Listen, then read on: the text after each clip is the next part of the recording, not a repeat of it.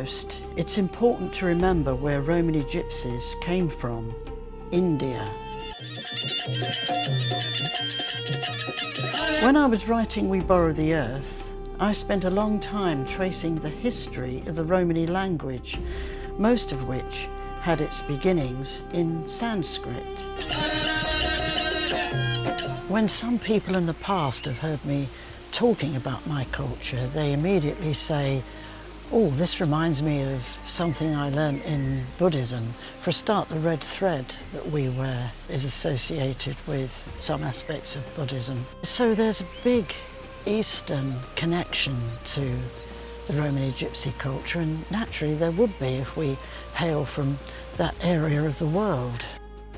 I believe that in the past we were an exotic people, and a certain amount of wisdom came out of the culture that we've forgotten today.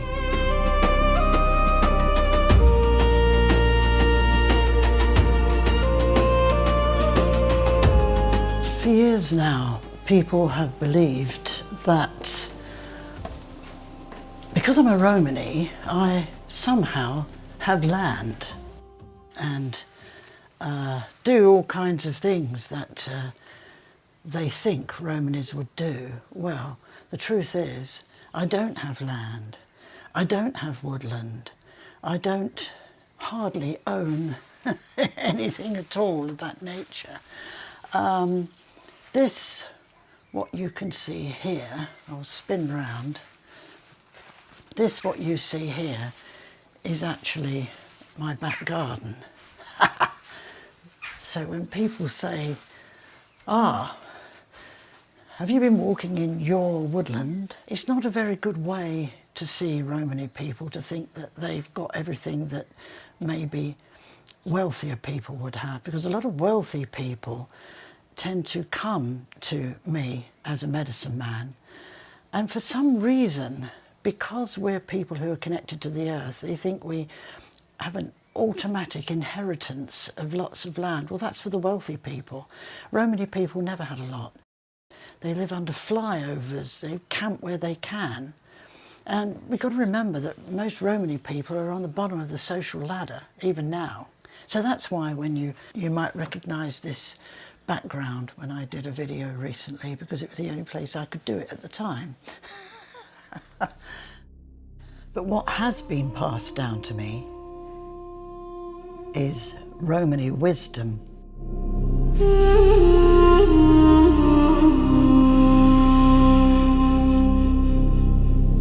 This idea of ownership was what caused me to write We Borrow the Earth.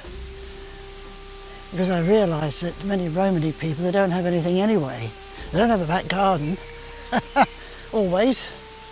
But the more we own, the more problems we can have. And ownership really goes into different categories, doesn't it? You know, you can own something and be quite leisurely about it and be quite happy and not possessive. Or you can own something and become really, really possessive over it. It's mine. Nobody else shall have it. And I think that's just how it's become in our time, hasn't it, really? Ownership is something we need to think seriously about, because, I mean, in psychotherapy they tell you to own how you feel. Own it. Yeah, accept it. I'd rather say the word accept. Accept something, not particularly own it. Then you can let it go afterwards. Accept and let go. And that's true of everything in life. Accept and let go. Accept and let go.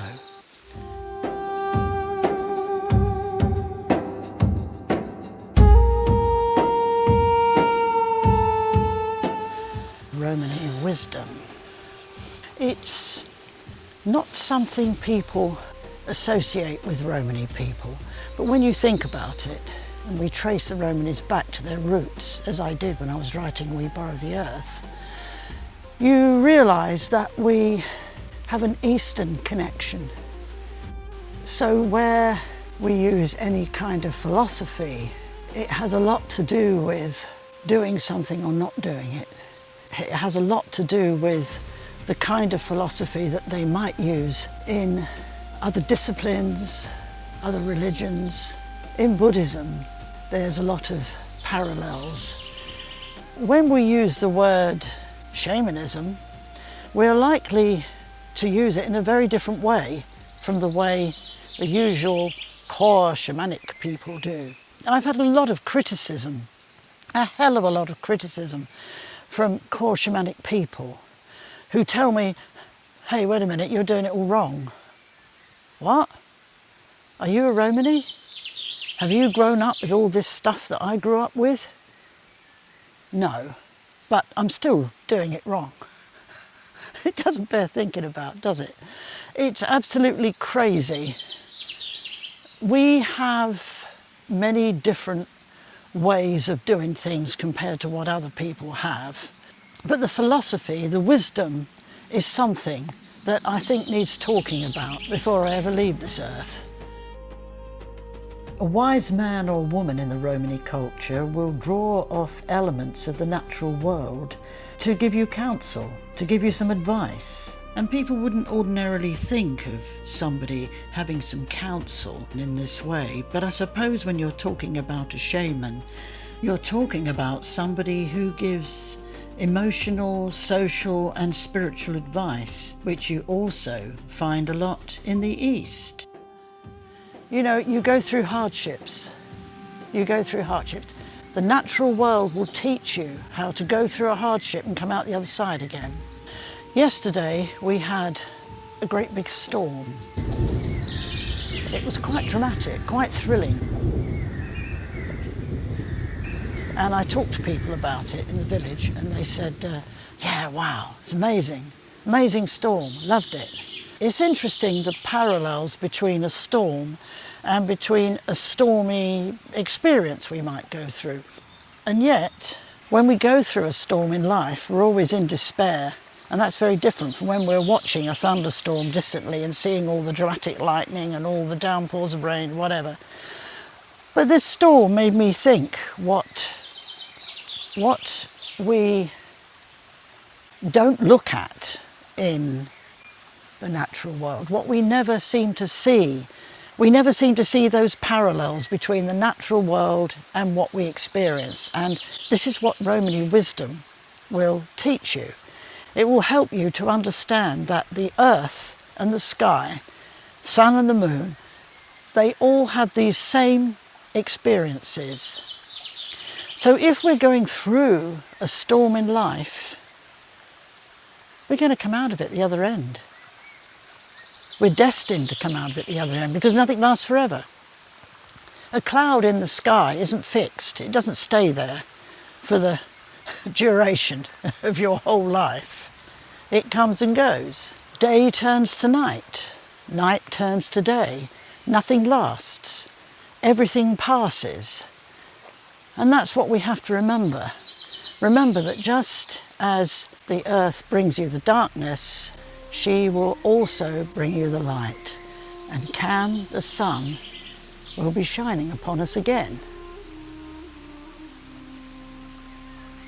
So because there are many parallels with Eastern kinds of philosophy, I thought it's really important to bring out the Romani idea of what philosophy is to us, the way we manage our lives according to what we've learned. And most of it comes from the earth, the sky, the sun and the moon. And that, I suppose, is the bit that's a bit different. It's because we've been nomadic. Because we've lived with the earth, the sky, the sun and the moon, the stars and the rain and the wind for thousands of years. Keep a sense of presence. Now Puv, she's big on presence. Keep a sense of presence. Then you'll be able to move into a different mindset. A different mindset is what we need a lot of the time. Yeah, you can feel present wherever you are because you're staying you. Remember that other video I did? Go and have a look at it if you haven't seen it yet. It's all about what being you can do, because you mustn't lose yourself. That's not the idea. And when you're owning your feelings, owning your thoughts, try and cross that word out if you can and see it more as acceptance. I accept what's happening to me and I'm going to get through it. Because what we have to do is let it go. Be present, accept it, but then let it go. An ancestor of mine recommends an exercise of putting a feather or a leaf, can you see me, in your hand. Just put it in your hand and hold it and be aware that it's there, accept that it's there. But then tip up your hand and let that feather or that leaf go. And identify with the feeling of doing that as you're doing it, as you're letting it go. It's gone. And if you do this exercise a number of times, you'll end up understanding what it means to let go. It'll be easier to do than you think.